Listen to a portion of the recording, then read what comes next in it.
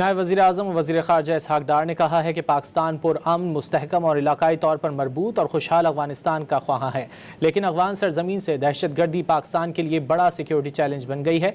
कलदम दहशतगर्द तंजीमें अफगान सरजमीन से सरगर्म हैं। अफगान तालिबान दहशतगर्द ग्रोहों को साजगार माहौल फराहम कर रहे हैं। वो किर्गिज़स्तान में शंघाई ताउन तंजीम वज़ीर ख़ारजा इजलास से खिताब कर रहे थे। Terrorism emanating from Afghanistan is one of the most serious security challenges for us. Terrorist organizations, including TTP, BLA, ETIM, and similar other affiliates, continue to recruit, train, and operate from Afghan soil under the watch and facilitation of the Afghan Taliban regime.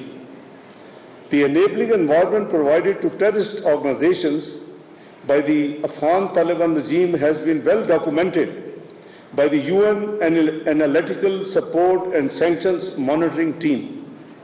Excellencies, Pakistan has been at the forefront of this terrorist threat.